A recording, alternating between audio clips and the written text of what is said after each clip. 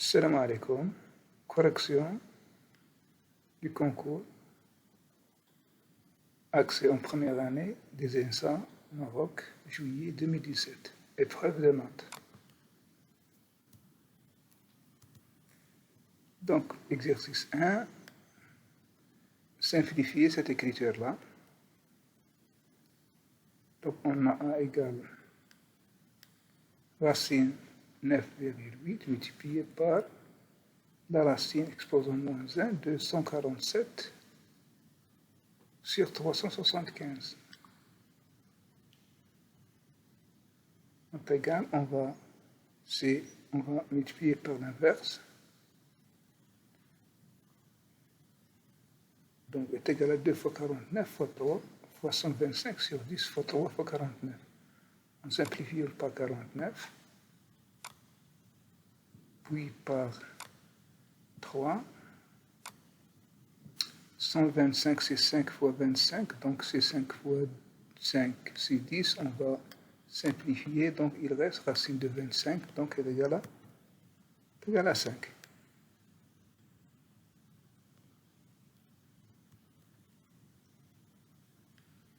En calculant x au cube, montrer que x vaut. Donc je prends ça égal à petit a, ça égal à petit b.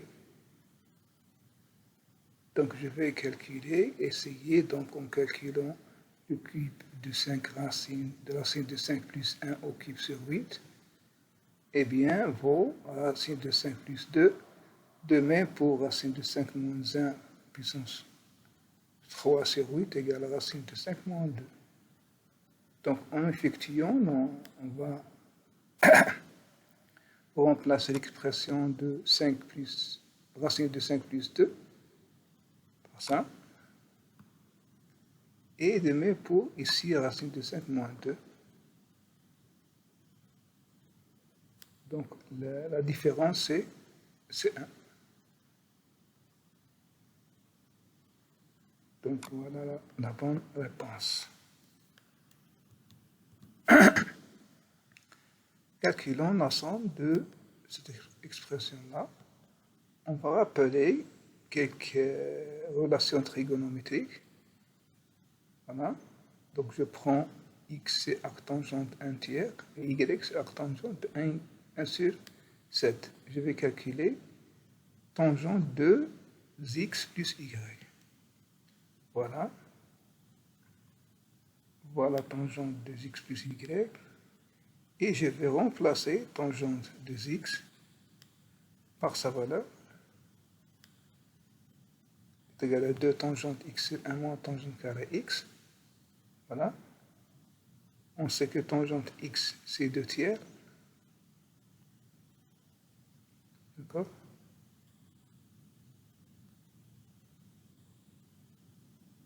Ici, c'est 2 fois.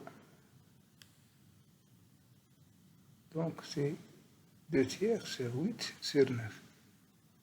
C'est égal à 3 quarts pour tangente de x.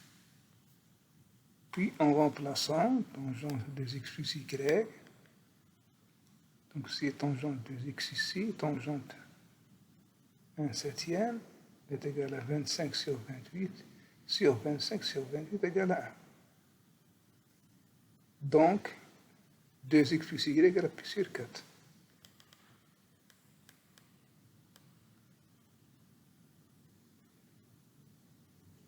Calculons la limite de cette suite-là. Donc voilà, nous allons diviser chaque terme par n. On obtient ce terme-là. Donc ce terme-là, il est borné, soit égal à 1 moins 1. Lorsque n tend vers plus l'infini, ça c'est 0. De même, ça c'est 0. Donc la limite égale à 1.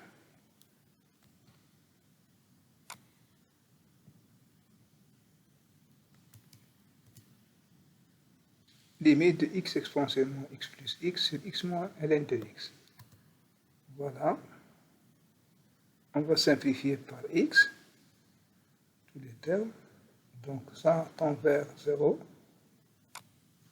Ça tend vers 0.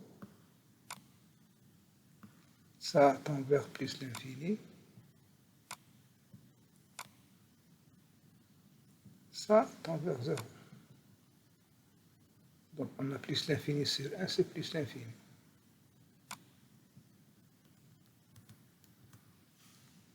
Limite de quotient de deux polynômes. Donc on va utiliser ici le hospital, parce que lorsqu'on remplace x par moins 1, on obtient 0 sur 0. Donc je vais dériver ça. C'est 3x carré plus 2x moins 1. Et ce polynôme, son dérivé, c'est 3x carré moins 2.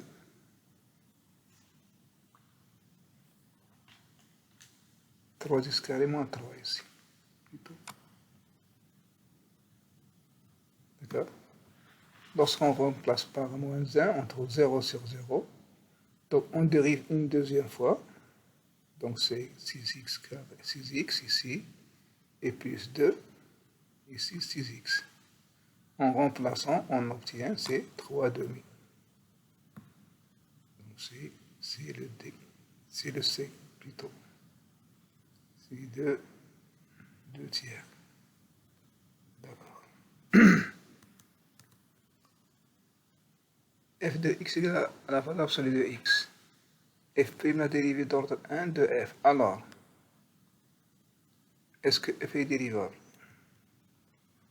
Donc, en calculant f de x en fonction de x, voilà, en passage à la dérivée, on remarque que la dérivée à gauche est différente de la dérivée droite au point 0, donc f n'est pas dérivable au point 0. On va calculer l'intégrale de 0 sur 2 cos 7 dx. Donc, le cas général, c'est de faire la linéarisation de cos x7. Mais ça prend beaucoup de calcul, donc c'est égal, donc ça, c'est égal à cos alpha x, alpha plus alpha x plus b sinus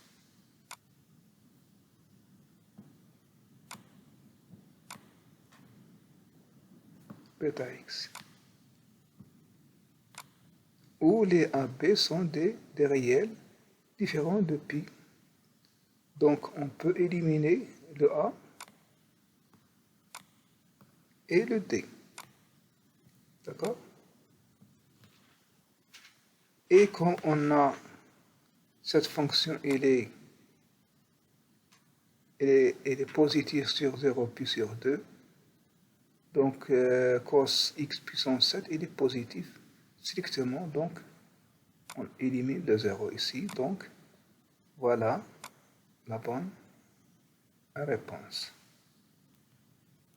Voilà.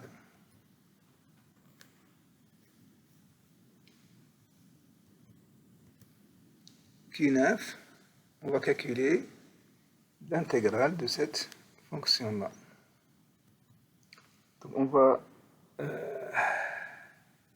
faire apparaître le U'UR, U'UR.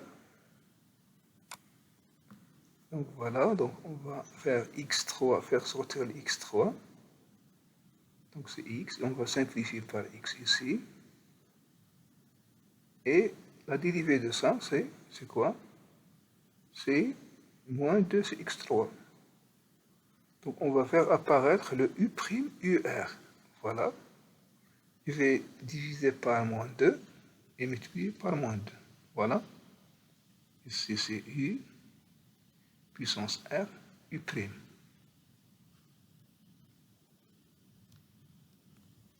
Donc après calcul, on trouve 6.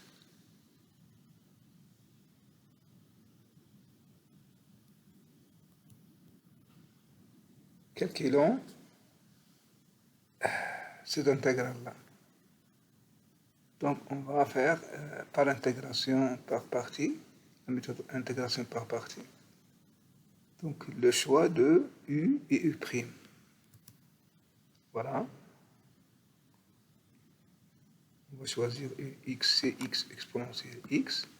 V', c'est 1 sur x plus au carré. D'où U' de x et V de x. Et en appliquant le principe de l'intégration par partie, voilà, le résultat c'est E sur 2 moins 1.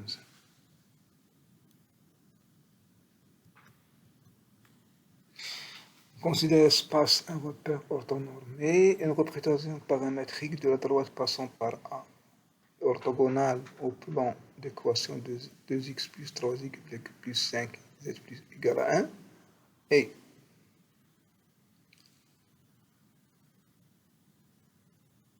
voilà.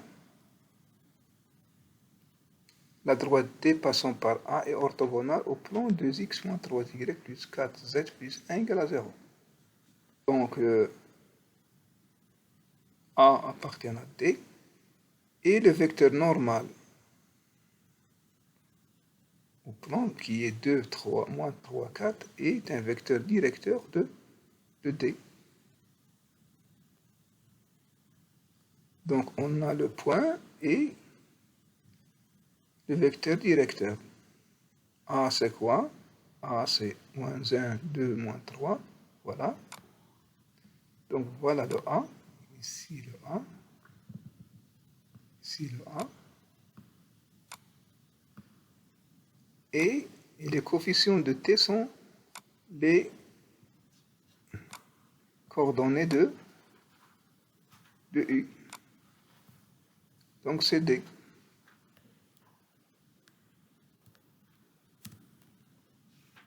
Soit on note A un point, moins 1, 3, 1, et on considère à droite T dont l'une des représentations paramétriques est égale à ça. Les coordonnées du projeté orthogonal de A sur la droite D. On va utiliser la définition, qu'est-ce que c'est H, projection orthogonale de D, de A sur D. Voilà. On a notre XH, YH, ZH. Donc, le U c'est quoi? Le U c'est 2, moins 2, 3.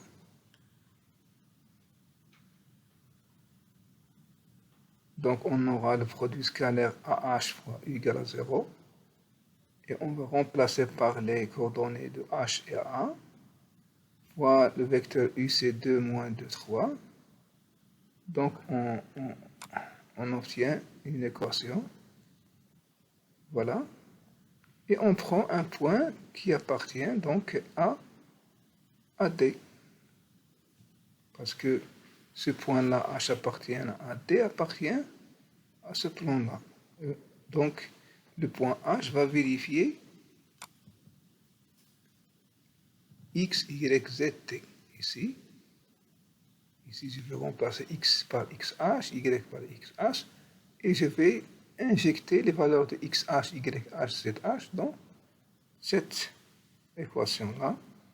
On obtient.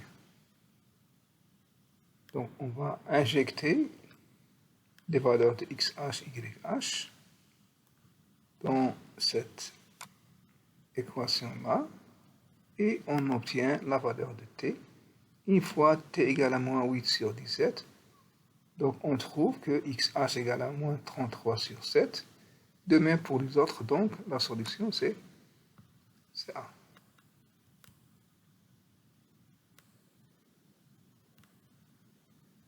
L'intersection de la droite dirigée par U et passant par A vers avec le plan XY et le point B de coordonnées. Donc, qu'est-ce qu'on a? Donc, je vais ici, c'est B. C'est égal à l'intersection de OXY avec la droite passant par A et U, vecteur directeur. Donc, X appartient au plan XY. Alors, le Z est nul. Et X, Y, Z vérifie ces trois solutions, trois équations. Donc, on a T égale à moins 3. on obtient bien les coordonnées de